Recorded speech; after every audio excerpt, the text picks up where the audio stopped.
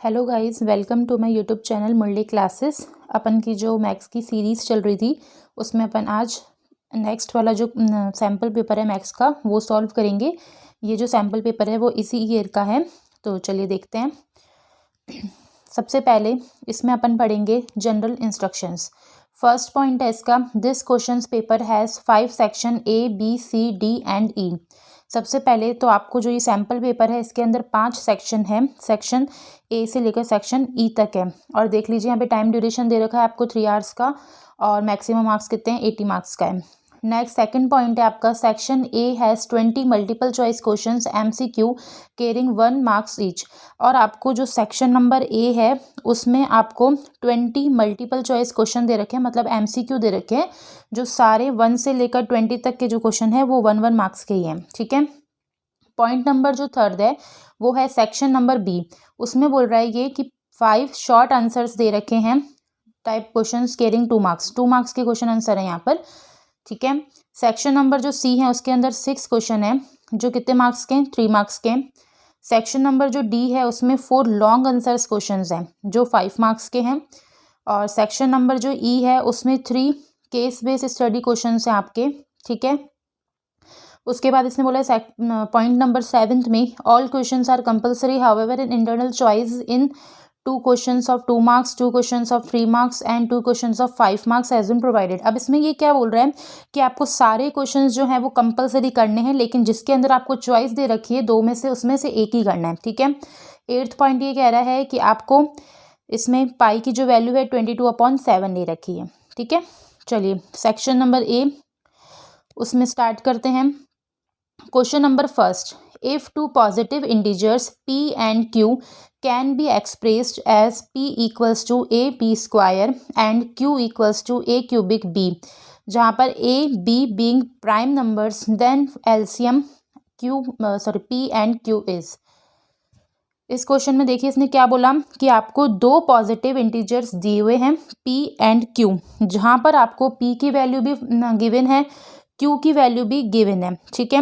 और दूसरी बात इसने बोली है P और Q जो है एक प्राइम नंबर्स हैं। उसके बाद आपको क्वेश्चन में एलसीएम फाइंड करना है। ठीक है। यहाँ लिखा हुआ एलसीएम फाइंड करना है, और ये 1 मार्क्स के क्वेश्चन है, तो जितना पॉसिबल सकेंगे अपन शॉर्ट में इसके आंसर देंगे। ठीक है। चलिए क्वेश्चन नंबर फर्स्ट है, स्टार्ट करते हैं। सबसे पहले अपन सेक्शन ए लिखते हैं, क्वेश्चन फर्स्ट। ठीक है। देखिए p की वैल्यू आपको क्या गिवन है, ए बी स्क्वायर। ठीक है। q की वैल्यू आपको क्या गिवन है, a क्यूबिक b। अपन को अब एलसीएम निकालना है। ठीक है। तो सबसे पहला काम अपन क्या करेंगे, ए बी स्क्वायर के फैक्टर करेंगे, तो वो क्या होंगे, a मल्टीप्लाई b। फैक्टर पता है ना आपको, वैसे करना है। ऐसे ही q की वैल्यू लेंगे a क्यूबिक b, तो a कितनी बार है 3 टाइम्स, तो आपको 3 टाइम्स इसको लिखना है, और b सिंगल टाइम्स है तो इसको सिंगल टाइम लिखना है ऐसे। ठीक है। उसके बाद इसने एलसीएम बोला है, तो अपन निकालेंगे एलसीएम। और आपको पता है एलसीएम में अपन जितनी ज़्यादा डिजिट्स होती है उतनी ज़्यादा लेते हैं। तो देखिए सबसे पहले इंटीजर a है, तो a यहाँ पे 1 टाइम्स है और यहाँ पे 3 टाइम्स है, तो आपको 3 टाइम्स लेना है।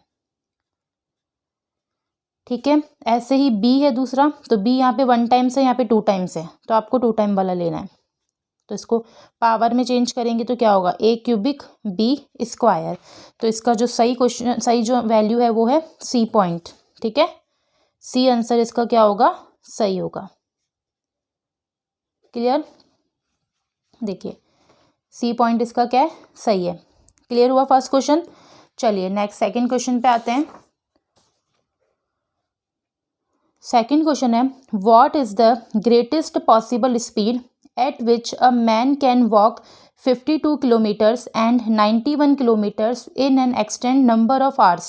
इसने बोला है आपको ग्रेटेस्ट पॉसिबल स्पीड बतानी है, और ग्रेटेस्ट मतलब आपको HCF बताना है। तो आपको सिंपल सा काम करना है, यहाँ पर 52 एंड 91 का एलसीएम HCF बताना है। ठीक है। और HCF कैसे निकलता है, जो कॉमन नंबर होता है वही आपका HCF होता है। तो चलिए स्टार्ट करते हैं इसका सॉल्यूशन। क्वेश्चन नंबर सेकंड, अब आपको क्या करना है, यहाँ पे HCF निकालना है, किसका, 52 का और 91 का। और आपको पता है 52 का एलसीएम लेना, आप 91 का एलसीएम लोगे तो वहाँ पे जो कॉमन नंबर आएगा वो आएगा 13। तो इसका जो आंसर है वो होगा 13। ठीक है, तो इसका जो पॉइंट नंबर सी है वो करेक्ट है, 13 किलोमीटर आवर्स। ठीक है, ये देखिए पॉइंट नंबर सी है यहाँ पे 13 किलोमीटर्स आवर। ठीक है, नेक्स्ट आते हैं थर्ड क्वेश्चन पे।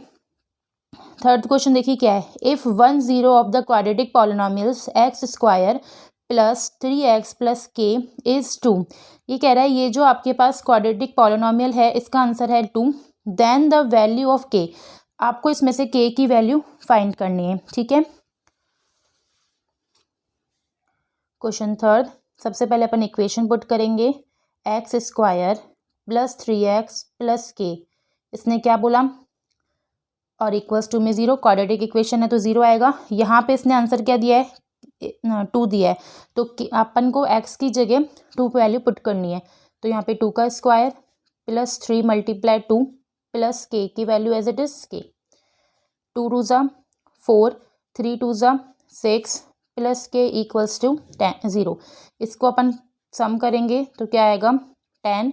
तो के की वैल्यू क्या होगी, यहाँ प्लस का 10 है, इक्वल्स टू के उधर जाके माइनस का, तो आपकी के की वैल्यू क्या होगी -10।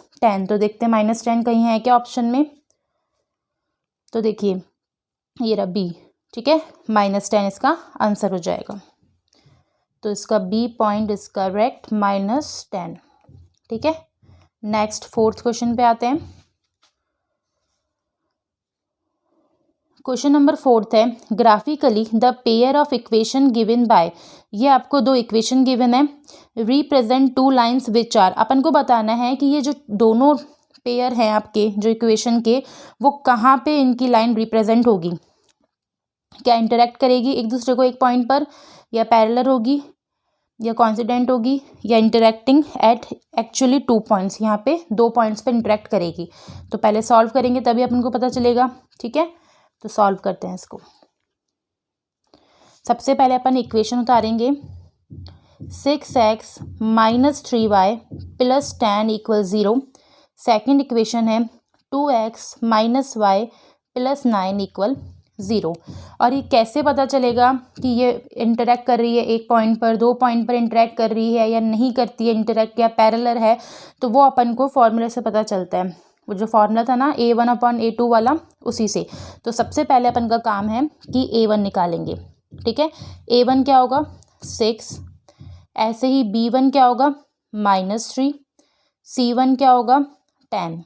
ठीक है, ऐसे ही A2 2 हो जाएगा, B2 -1 हो जाएगा, और C2 9 हो जाएगा। ये चीज़ तो आपको अब तक बहुत अच्छे से क्लियर हो चुकी होगी। तो चलिए करते हैं, पहले लिखेंगे A1/A2। ठीक है, इसकी वैल्यू पुट करते हैं। A1 की क्या है 6 है, तो 6 लिखेंगे। A2 की क्या है 2, तो इसको कट करेंगे तो आंसर क्या आएगा 3। ठीक है, ऐसे ही यहीं पे कर लेते हैं, B1/B2। B1 की वैल्यू क्या है -3, अपॉन में B2 की वैल्यु क्या है -1, तो आंसर क्या आएगा 3। ठीक है, ऐसे ही C1/C2 करते हैं। C1 की वैल्यू क्या है 10, अपॉन C2 की वैल्यू क्या है 9, ये पुट किया। अब यहाँ पे आप देखिए ये दोनों जो A1/A2 है वो B1/B2 के इक्वल है, क्योंकि देखिए इसका आंसर भी 3 है, इसका आंसर भी 3 है, लेकिन C1/C2 का आंसर सेम नहीं है। तो यहाँ पे ये केस बना कि एक इसके तो इक्वेशन है वो तो इसकी वैल्यू तो क्या है सेम है और दूसरे की नहीं है। तो अपन इसको कैसे लिखेंगे, इस तरीके से लिखेंगे, A1/A2 equal B1/B2 and not equal C1/C2। तो जब ये कंडीशन होती है तब अपन क्या बोलते हैं कि ये क्या है पैरेलल्स हैं। ठीक है, तो अपन लिखेंगे therefore the lines represent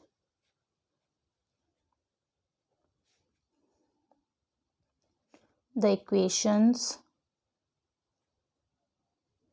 represent the lines लिख देना। ठीक है, इक्वेशन आर पैरेलल।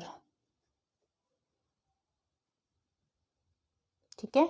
तो पैरेलल वाला पॉइंट कौन सा था आपका, पॉइंट नंबर बी। तो इसका करेक्ट ऑप्शन क्या होगा, बी। ठीक है, तो इसका करेक्ट ऑप्शन लिख देना आप लोग बी। हो गया फोर्थ क्वेश्चन। चलिए नेक्स्ट फिफ्थ क्वेश्चन पे।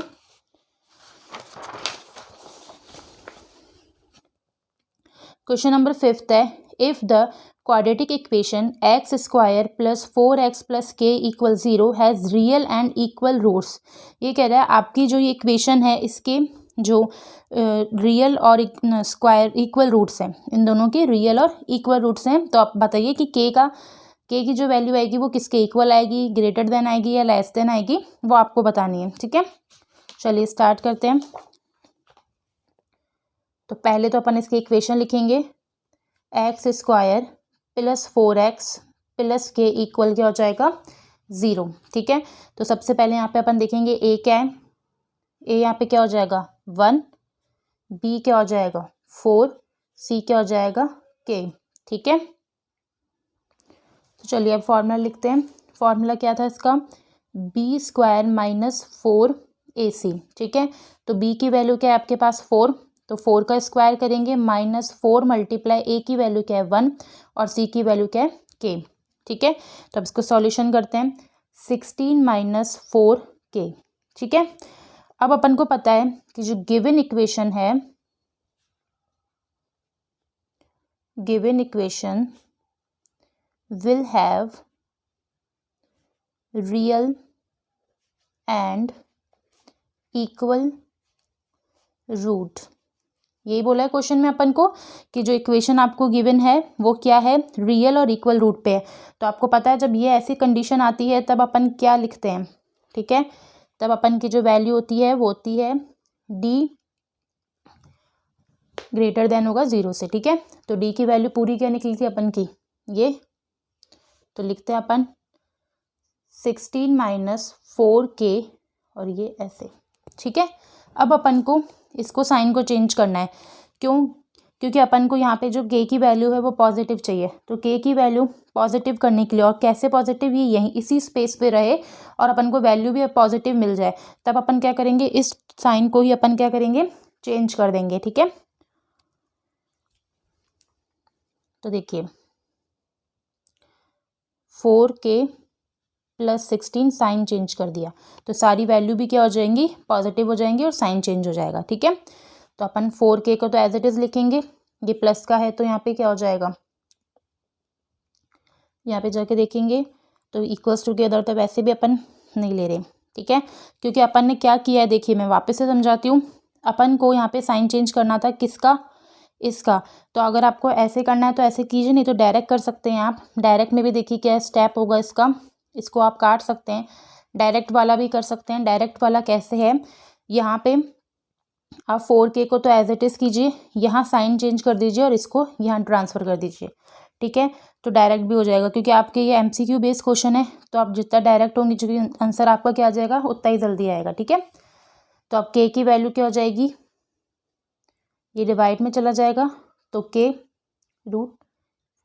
ठीक है, तो आप देखते हैं ये वाला ऑप्शन कहाँ पर है, ये रहा। ठीक है, option number A.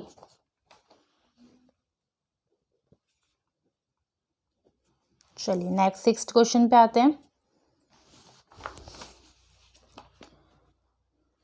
The perimeter of a triangle with vertices 0, 4, 0, 0 and 3, 0 is. ये कह रहा है कि जो ट्राइंगल है उसका पेरीमीटर निकालना है। तो अब अपन को ये पता है कि ट्राइंगल के पेरीमीटर का फॉर्मूला क्या होता है, side 1 plus side 2 plus side 3, यही होता है। लेकिन अपन तभी पेरीमीटर निकाल सकते हैं जब अपन के पास साइड होगी, लेकिन यहाँ पे साइड तो कहीं पे भी गिवन नहीं है। तो पहला काम अपन का ये होगा कि अपन यहाँ से साइड निकालेंगे। ठीक है, चलिए करते हैं। सबसे पहले यहाँ एक ट्राइंगल बना लेते हैं, इसको नेमिंग कर लेते हैं, इसके जितने भी वर्टिसेस थे वो लिख लेते हैं।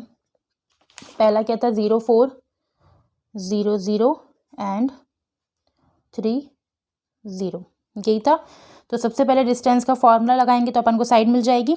ठीक है, देखिए सबसे पहले डिस्टेंस का फॉर्मूला, तो क्या होता है डिस्टेंस का formula, root x2 minus x1 का square plus y2 minus y1 का स्क्वायर। ठीक है, अब अपन पहली साइड लेंगे ए बी, क्योंकि अपन को तीनों साइड चाहिए, तो पहले क्या लेंगे, ए और बी। रूट बनाएंगे। अब मैंने आपको पहले भी सिखा रखा है कि यहाँ पे क्या होता है, ये x1, ये y1, x2, y2। ठीक है, तो पहले अपन को क्या चाहिए, x2 चाहिए, तो x2 की वैल्यू क्या है 0, माइनस x1 चाहिए तो उसकी वैल्यू क्या है 0, इसका स्क्वायर प्लस अब क्या चाहिए y2, तो y2 की वैल्यू क्या है, देखिए आप y2 की वैल्यू क्या है 0 माइनस 4 स्क्वायर। ठीक है, तो रूट, ये सब तो रूट हो जाएगा, 4 का स्क्वायर क्या होता है 16, तो आंसर क्या आ जाएगा 4। ठीक है, अब ऐसे ही बी सी लेते हैं, वही सेम सिचुएशन, अब अपन की ये लाइन होगी। ठीक है, बी और सी, तो ये वाले अपन को कोऑर्डिनेट लेने हैं। ठीक है, चलिए अब ये हो जाएगा x1, ये हो जाएगा x2, y1, y2। ठीक है, चलिए स्टार्ट करते हैं। अब इसने क्या बोला, पहले x2 लेना है, तो x2 मेरा क्या है 3 माइनस 0 का स्क्वायर प्लस, अभी तो दोनों ही 0 है, तो 0 माइनस 0 का स्क्वायर, तो 3 3 जा क्या होता है 9, वो रूट में आ जाएगा, तो आंसर क्या आएगा इसका 3। अब अपन को क्या लेना है, ए सी लेना है।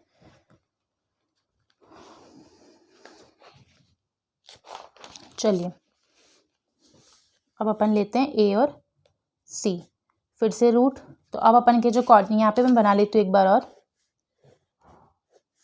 A B C 0 4 0 0 and 3 0। ठीक है, अब ए और सी ये वाली साइड लेनी है अपन को, तो अब यहाँ पे देखिए x2 क्या होगा 3 माइनस 0 का स्क्वायर प्लस y2 क्या होगा 0 माइनस 4 का स्क्वायर, रूट 3 का स्क्वायर क्या होता है 9, 4 का स्क्वायर क्या होता है 16, तो क्या आएगा रूट 25, आंसर क्या आएगा इसका 5। ठीक है, अब अपन को निकालना क्या था, पेरीमीटर ऑफ ट्राइंगल, वो क्या होता है side 1 plus side 2 plus side 3। अब देखिए साइड 1 का आंसर क्या आया था आपका 4, साइड 2 का क्या आया था 3। ठीक है, 4 प्लस 3 प्लस 5, इन सबको प्लस कराएंगे तो आंसर क्या आएगा 12। तो और इसमें मेजरमेंट कुछ नहीं दे रखी, तो अपन यूनिट्स लगा देंगे। देखते हैं अब अपन का MCQ में इसका कोई ऑप्शन है क्या 12 का, ये रहा बी ऑप्शन है 12 यूनिट्स, तो उसका करेक्ट आंसर क्या होगा बी। ठीक है, अब next question number 7th, question number जो 7th है वो है,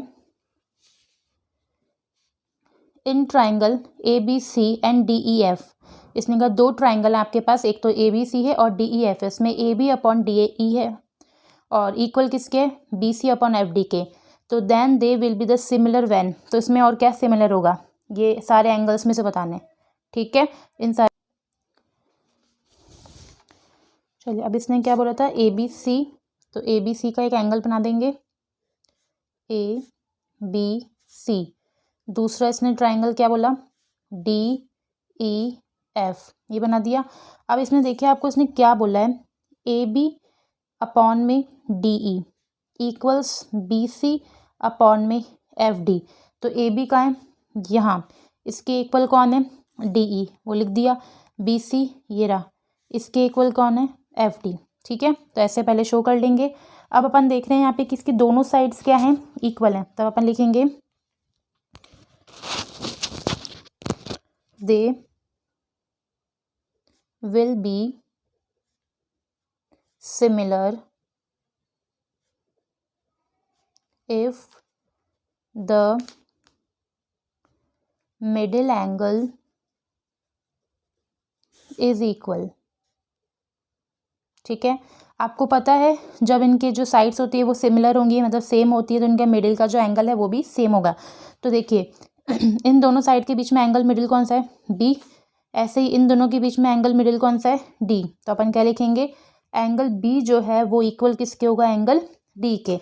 तो देखते हैं ऑप्शन में कहीं है क्या, ये रहा एंगल जो B है वो एंगल D के इक्वल है, तो ऑप्शन नंबर C आपका क्या है करेक्ट ऑप्शन है। ठीक है, तो ऑप्शन नंबर C आंसर है।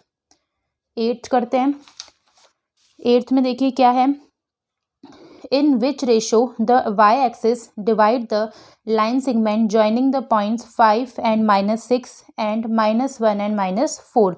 ये कह रहा है कि वाई एक्सिस पर ये डिवाइड जो लाइन सेगमेंट को डिवाइड करता है, तो वाई एक्सिस बताना है कि कौन से रेशो पर होगा। तो चलिए स्टार्ट करते हैं। सबसे पहले इसके लिए अपन क्या करेंगे, एक लाइन ड्रॉ करेंगे।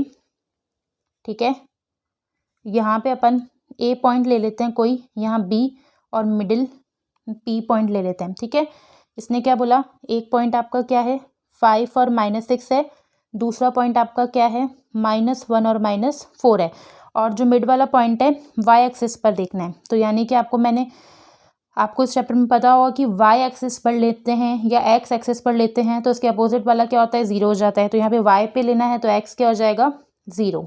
ठीक है, तो अब अपन को रेशो फाइंड करना है।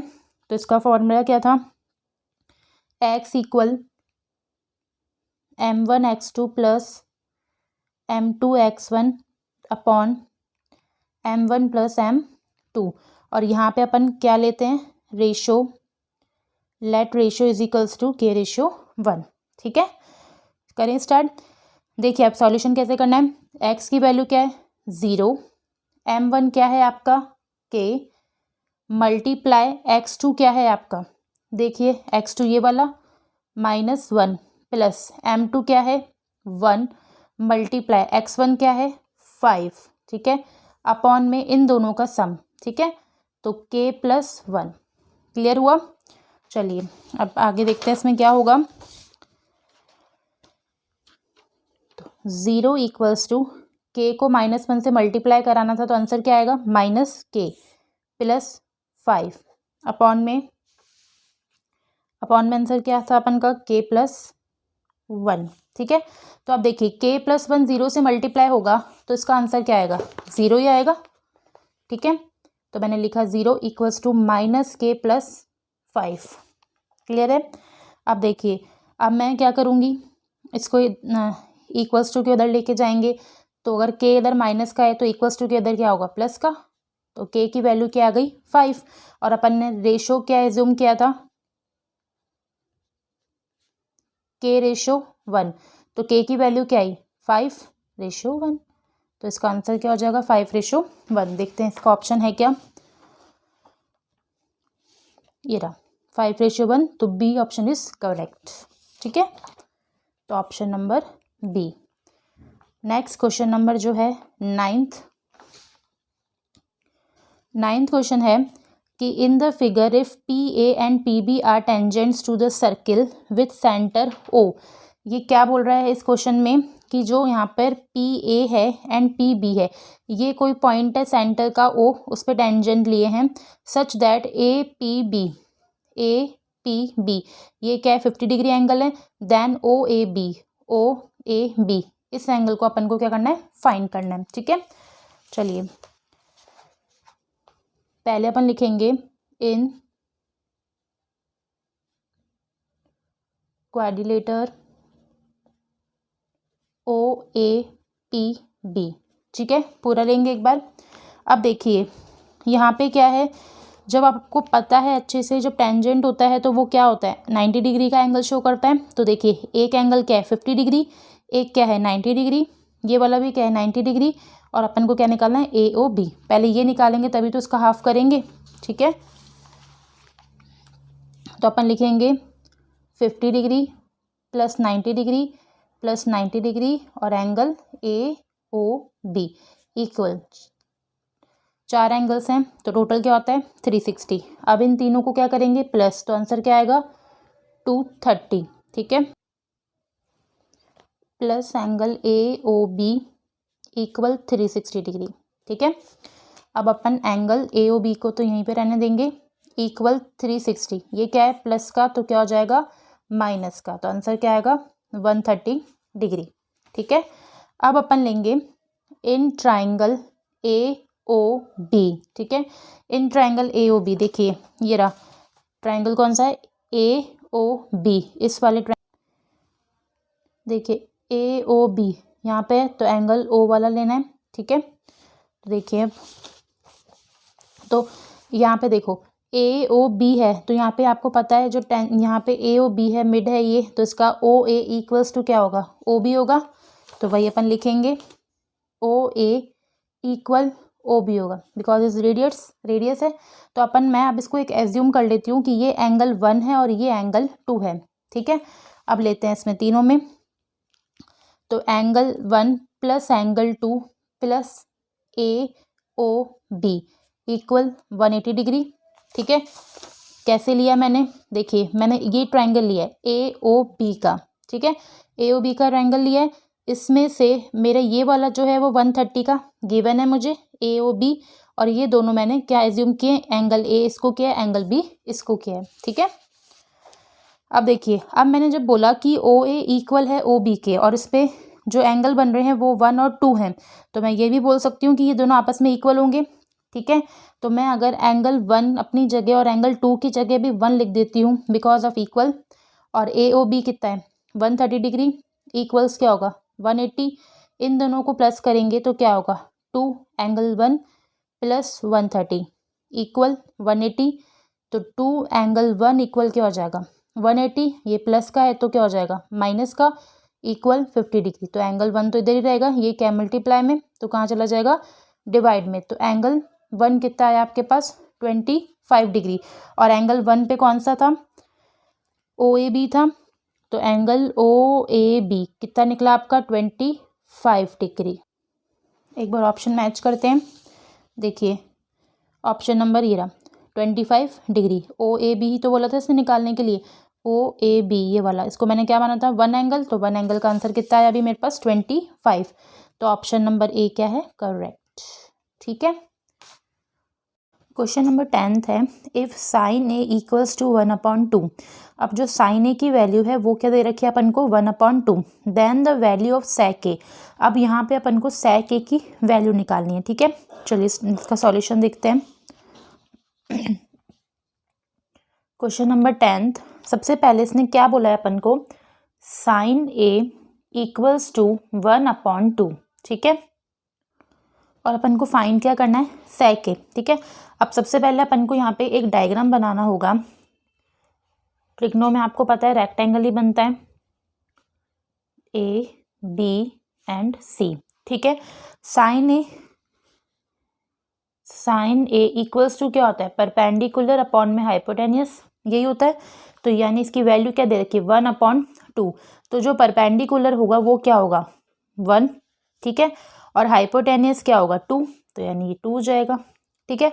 तो अब अपन को थर्ड जो साइड है वो फाइंड करनी है, तो कैसे करेंगे, तो लिखेंगे अपन अपना फॉर्मूला हाइपोटेनियस का, A B equals to root A C square minus B C square, यही करेंगे। ए सी की वैल्यू क्या दे रखी है आपको 2, तो अपन करेंगे 2 का स्क्वायर माइनस बी सी की वैल्यू है 1, तो क्या होगा 4 - 1, तो आपका आंसर आएगा √3, ठीक है। तो थर्ड साइड भी आपने निकाल दी, अब सिंपल बस आपको सेक ए निकालना है, ठीक है। तो सेक ए आपको फाइंड करना है, सेक ए क्या होता है हाइपोटेनियस अपॉन में बेस, हाइपोटेनियस क्या थी अपन की 2, और बेस कितना है अपन का √3, आ गया आंसर आपका, ठीक है। क्वेश्चन नंबर जो 11 है देखिए इसकी वैल्यू भी आप देख लीजिए यहाँ पे 10th की 2/√3, ठीक है। तो ऑप्शन ए क्या होगा इसका करेक्ट ऑप्शन होगा, तो यहाँ लिख भी लेते हैं option A. 11th, √3 cos square A plus √3 sine square A is equals to, ठीक है। अब बताना है कि ये दोनों किसके इक्वल होंगे, 1 के 1/√3 के, या फिर √3 या फिर 0, ठीक है। क्वेश्चन अपन का √3 cos square A plus √3 sine square ए, यही है। अब देखो अपन को क्या करना है, यहाँ पे आपको एक फॉर्मूला इसका पता हो जैसे कि √3, यहाँ पे अपन को क्या दे रखा है √3, और यहाँ पे भी क्या है √3, तो आपको √3 तो कॉमन लेना है, ठीक है। फॉर्मूला मैं अभी आपको बताती हूँ, पहले इसको लिख लेते हैं अपन। यहाँ से क्या बचेगा cos square A plus sine square ए, ठीक है। अब बताती हूँ, यहाँ पे देखो आपको यहाँ से समझ में आ गया होगा, एक आइडेंटिटी होती है ट्रिग्नो में cos square A plus sine square A, या फिर ऐसे भी बोल सकते हो इसको sine square A plus cos square A equals to क्या होता है 1। तो √3 तो अपन का एज इट इज़ रहेगा, इन दोनों की आइडेंटिटी क्या हो जाएगी 1, तो आंसर भी क्या आएगा आपका √3। ठीक है, तो √3 कहाँ पर है, ये रहा सी ऑप्शन, तो सी ऑप्शन क्या है इसका करेक्ट है। अब क्वेश्चन नंबर 12 पे आते हैं। क्वेश्चन नंबर 12 है the value of cos 1 degree, cos 2 degree, cos 3 degree, cos 4 degree dash dash कहाँ तक जा रहा है, ये कॉस 90 डिग्री तक। और आपको पता ही है कि कॉस 90 डिग्री की वैल्यू क्या होती है 0, तो इसका आंसर क्या हो जाएगा 0। तो इसका तो डायरेक्ट आंसर ही है बी ऑप्शन 0। ठीक है, अब आते हैं 13 पे। क्वेश्चन नंबर 13 है if the perimeter of a circle is equal to that of a square. ये कह रहा है जो सर्किल का स्क्वायर है, सॉरी सर्किल का जो पेरीमीटर है और स्क्वायर का जो पेरीमीटर है वो दोनों ही क्या है अपन के इक्वल है। अब अपन को फाइंड क्या करना है, then the ratio of their area. अब उनका एरिया का रेशो निकालना है। ठीक है, तो आपको पता है कि एरिया निकालने के लिए अपन को आर चाहिए, रेडियस चाहिए, साइड भी चाहिए। तो सबसे पहले अपन इसके पेरीमीटर को सॉल्व करेंगे।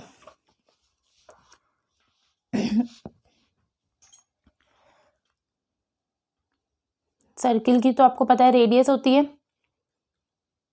Radius of circle equals to R. Suppose करते हैं अपन side of square,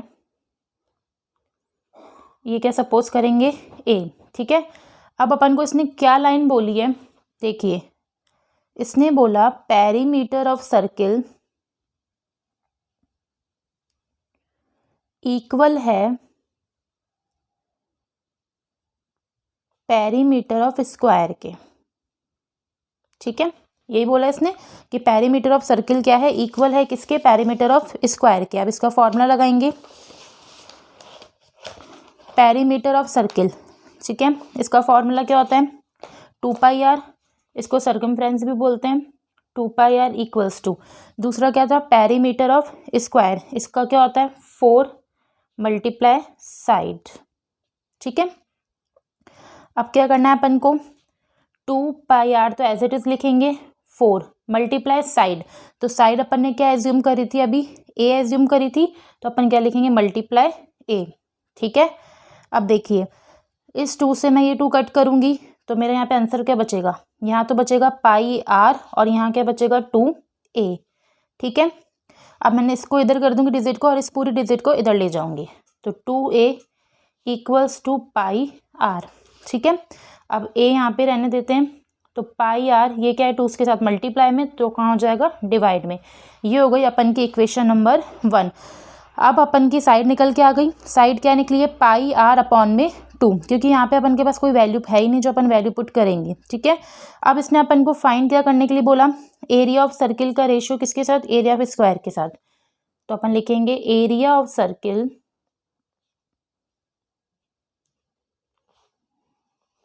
upon area of square. ठीक है, क्या फॉर्मूला होता है एरिया ऑफ सर्किल का, πr स्क्वायर अपॉन में एरिया ऑफ स्क्वायर का क्या होता है साइड स्क्वायर। ठीक है, अब इसको सॉल्व करते हैं, πr स्क्वायर तो एज इट इज, और साइड स्क्वायर, साइड का आंसर क्या था πr अपॉन 2, यही था πr अपॉन 2। इसका भी क्या करेंगे अपन स्क्वायर, ऊपर वाली डिजिट एज इट इज। अब इसको थोड़ा ध्यान से देखना इसकी सॉल्यूशन को, देखो πr का स्क्वायर करना है तो आंसर क्या होगा pi square r square upon में 2 का स्क्वायर 4। अब πr स्क्वायर तो एज इट इज, ये दोनों रेसिप्रोकल के ऊपर जाएंगे तो रेसिप्रोकल होंगे, तो 4 अपॉन में है तो क्या होगा मल्टीप्लाई में, और ये नीचे। ठीक है, क्लियर है। अब अपन को क्या करना है, यहाँ देखिए आप ढंग से, पाई यहाँ पे 1 है, यहाँ पे 2 है, यानी स्क्वायर है तो 2 ही है, तो यहाँ से अपन एक कट कर सकते हैं। ठीक है, आर तो इससे पूरा काट देंगे तो अपन के पास आंसर क्या बचेगा 4 अपॉन में पाई। वापस देखो आर स्क्वायर से मैंने आर स्क्वायर कट करा था, 4 तो एज इट इज लिखा है, यहाँ पे एक बार पाई है, यहाँ पे पाई स्क्वायर है, तो इससे एक पाई तो कट हो सकती है, तो अपॉन में क्या बचेगी केवल एक ही पाई।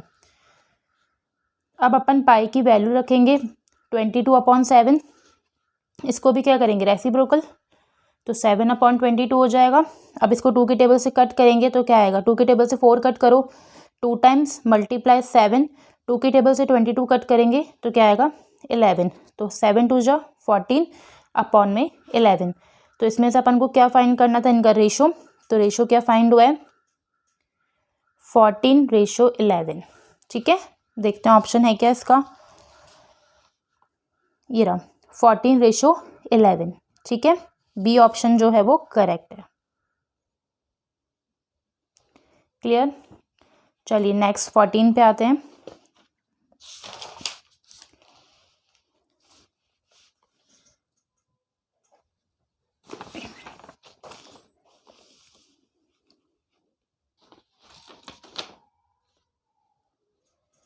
If the radii of 2 circles are in the ratio of the 4:3, ये कह रहा है दो रेड अपन के पास सर्किल हैं, ठीक है, दोनों की जो रेडियस है उसका रेशियो इसने गिवन दिया अपन को 4 और 3, then their area are in the ratio, तो अब इनके एरिया का रेशियो निकालना है। ठीक है,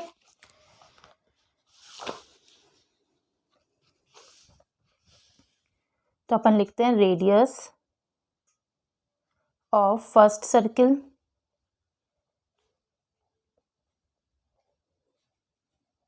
इसको नाम दे देते हैं कैपिटल आर का। ठीक है,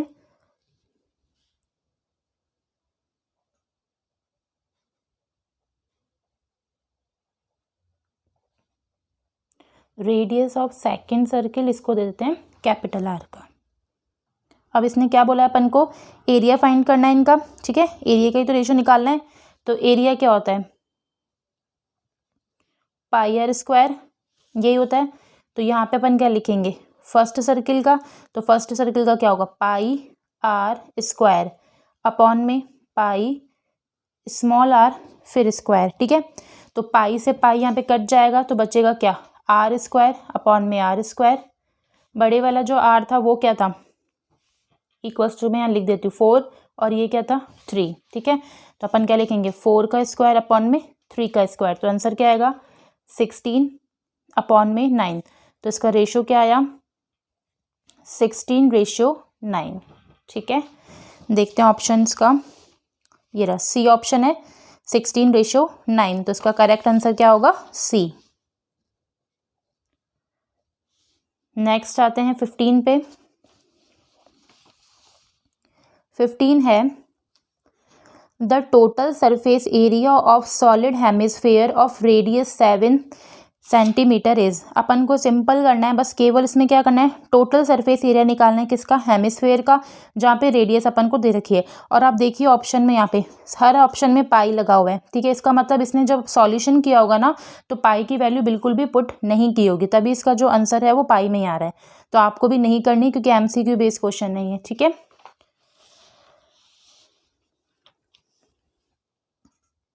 तो अपन लिखेंगे पहले total surface area of hemisphere, इसका फॉर्मूला क्या होता है 3 पाई आर स्क्वायर। ठीक है, अभी अब मैंने आपको बताया था कि ऑप्शन में पाई को पाई ही रहने देना है, इसकी वैल्यू पुट नहीं करनी है, तो पाई तो अपनी जगह रहेगा। आर यानी रेडियस अपन को क्या दे रखी थी 7, तो 7 मल्टीप्लाई 7, तो 7 7 जा 49, 49 3 को मल्टीप्लाई करेंगे तो क्या आंसर आएगा 147 और पाई का पाई। ठीक है, देखते हैं ऑप्शन, ये रहा डी ऑप्शन है 147 पाई, तो ये इसका क्या हो जाएगा आंसर, तो option number D is correct. ठीक है, नेक्स्ट आते हैं 16 क्वेश्चन पे। क्वेश्चन नंबर 16 है for the following distributions, class अपन को दे रखी है। ठीक है, क्लास इंटरवल कैसे हैं 0 से लेकर 5, 5 से 10, 10 से 15, मतलब 5 5 का इसमें गैप है। फ्रीक्वेंसी अपन को दे रखी है the upper limit of the model class, model मतलब मोड। ठीक है, तो मोड में अपन सबसे पहले क्या देखते हैं, फ्रीक्वेंसी सबसे ज़्यादा कहाँ पर है, तभी तो उसकी लोअर लिमिट या अपर लिमिट का पता करते हैं। तो यहाँ पे देखिए फ्रीक्वेंसी में सबसे ज़्यादा फ्रीक्वेंसी कहाँ है, यहाँ पे 20, तो इसकी ये क्या, इसी का गैप अपन ग्रुप लेंगे तो 15 से लेकर 20 तक का जो क्लास इंटरवल है वो सिलेक्ट होगा। ठीक है, तो यहाँ पे देखो इसने क्या बोला है, अपर लिमिट बोला है, तो आगे वाली जो होती है वो लोअर होती है, इसके बाद वाली कौन सी होती है, अपर लिमिट होती है। तो इसकी अपर लिमिट क्या हो जाएगी, 20। तो इसका सीधा अपन को आंसर लिखना है क्योंकि एमसीक्यू है, तो सी ऑप्शन देख लो यहाँ पे 20 है। डायरेक्ट लिखते हैं अपन सी 20। ठीक है, नेक्स्ट 17 पे आते हैं। 17 है, if the mean of the following distribution is 2.6। इस बार जो भी अपन को डेटा दे रखा है उसका मीन निकाल के दिया हुआ है, इसका आंसर क्या है 2.6। ठीक है, then the value of Y. अब अपन को वाई की वैल्यू फाइंड करनी है, तो देखते हैं वाई कहाँ है। सबसे पहले एक्स की वैल्यू दे रखी है अपन को, फ्रीक्वेंसी दे रखी है जिसमें वाई ये रहा, तो वाई की वैल्यू अपन को फाइंड करनी है। ठीक है, इसका सॉल्यूशन अपन को करना पड़ेगा, डायरेक्ट आंसर तो होगा नहीं इसका। चलिए करते हैं। तो मीन का फॉर्मूला आपको पता ही होगा क्या होता है, sigma F I X I upon में सिग्मा एफ आई, यही होता है। तो इसके लिए अपन को टेबल बनानी पड़ेगी, तो अपन 3 कॉलम्स बनाएंगे। फर्स्ट तो क्या होगा एक्स का, सेकंड क्या होगा एफ का, और थर्ड क्या होगा एफ एक्स का, जिसको एफ आई एक्स आई भी अपन सब में लिख सकते हैं। तो वेरिएबल्स यानी एक्स कितने थे अपन के पास, 1 2 3 4 5 यही थे। उसके बाद अपन के पास एफ आई जो थी यानी फ्रीक्वेंसी वो कितनी है, 4 5 y 1 एंड 2। ठीक है, अब एफ आई कैसे निकालते हैं, एफ आई एक्स आई कैसे निकालते हैं, इन दोनों का मल्टीपल करके।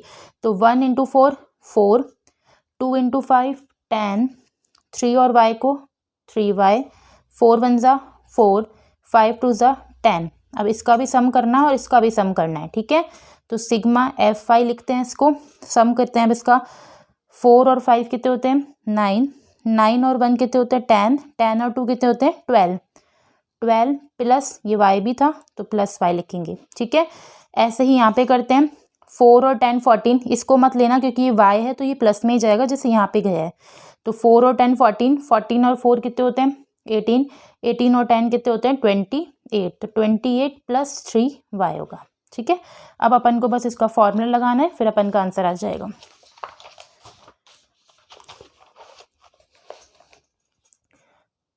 आपको पता है मीन को कैसे डिनोट करते हैं, एक्स बार से, तो X bar equals to sigma F I X I upon में सिग्मा एफ आई।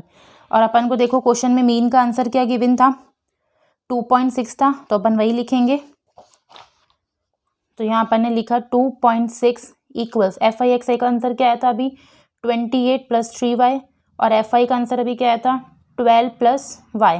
अब अपन क्या करेंगे क्रॉस मल्टीप्लाई, तो 12 प्लस वाई का मल्टीप्लाई करेंगे 2.6 का, तो 12 को पहले कराते हैं 2.6 से, तो इसका आंसर क्या आएगा 31.2 प्लस, और y से कराएंगे तो 2.6y एज इट इज़, और ये तो अपॉन में 1 है तो क्रॉस मल्टीप्लाई में तो सेम ही डिजिट आएगी।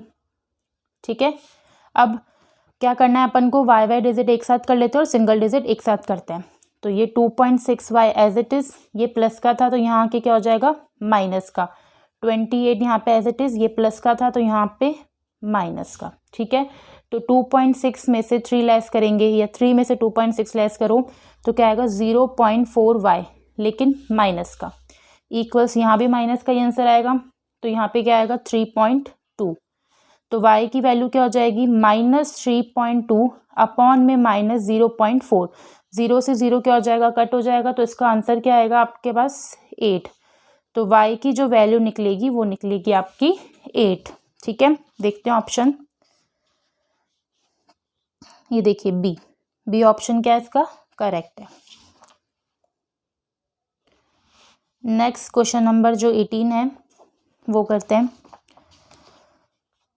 देखिए क्या बोल रहा है ये, अ card is selected at random from a well shelved deck of 52 cards. एक कार्ड निकालना है इसने रैंडमली कोई भी, तो टोटल कार्ड्स कितने इसके पास 52, प्रोबेबिलिटी वाला है ये। The probability of its being a red face card, तो ये प्रोबेबिलिटी बतानी है कि रेड फेस कार्ड कितने होंगे। ठीक है, चलिए करते हैं। टोटल कार्ड्स कितने हैं 52, रेड फेस कार्ड कितने होते हैं वो होते हैं 6, तो प्रोबेबिलिटी क्या हो जाएगी 6 अपॉन में 52, इसको 2 के टेबल से कट करेंगे तो आंसर क्या आएगा 3 अपॉन में 26। देखते हैं इसका ऑप्शन कहाँ पर है, ये रहा ऑप्शन ए 3/26। तो ऑप्शन ए इज करेक्ट। ठीक है, अब है 19 क्वेश्चन। 19 क्वेश्चन में इसने एक स्टेटमेंट बेस्ड क्वेश्चन, देखिए यहाँ पे क्या लिखा हुआ है, directions of questions 19 and 20 in questions number 19 and 20 a statement of assertion यानी A is followed by the statement of reason R, choose the correct option. बस अपन को करेक्ट ऑप्शन चूज करना है इसमें। ठीक है, तो क्वेश्चन नंबर 19 देखिए, इसमें क्या बोला है, एसेशन मतलब ए ने बोला है कि if HCF of 5, 10 and 92 is 2 then the LCM of 5, 10 and 52 is 32460। ठीक है, यानी 32,460। तो ये कह रहा है कि अगर आप 510 का और 92 का HCF निकालोगे तो आपका आंसर आएगा 2, और उसी जगह इसका LCM निकालोगे तो आपका आंसर आएगा ये। ठीक है, दूसरा रीज़न इसने क्या दिया है, HCF यानी कोई भी एक नंबर ले लिया AB इंटू LCM ये ले लिया तो equals to number of product होते हैं ये। तो आपका रीज़न बिल्कुल ही सही है, ये अपन ने देखा भी है।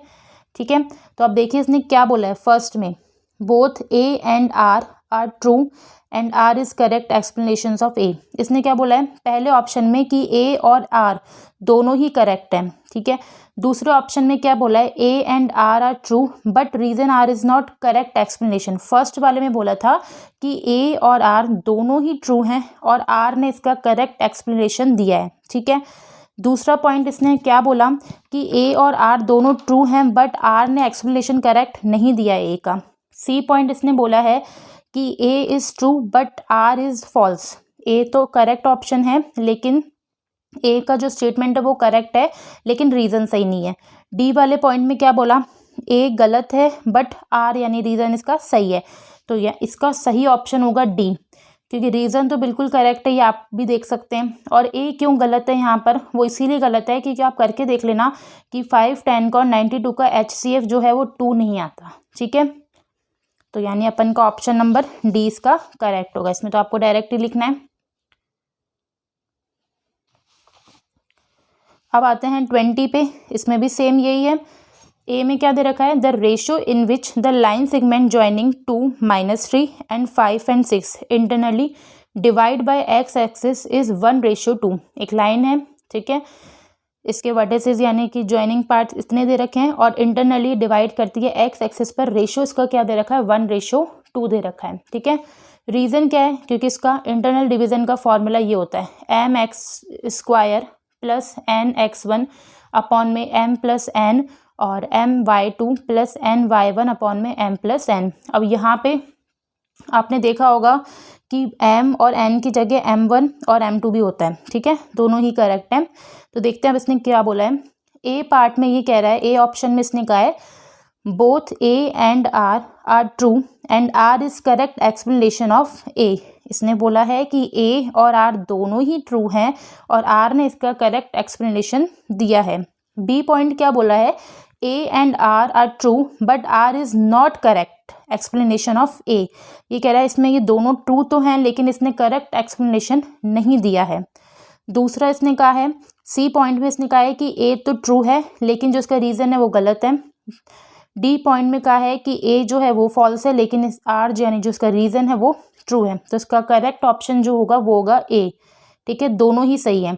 यहाँ पे आपने क्वेश्चंस इसके किए होंगे तो आपको पता होगा, 2 वर्टिसेस दे रखे होंगे तो रेशो भी होगा और इसको जो फाइंड करना होता है उसके लिए फॉर्मूला भी ये रखता है। तो इसका रीज़न भी करेक्ट है, तो ऑप्शन A इज़ करेक्ट।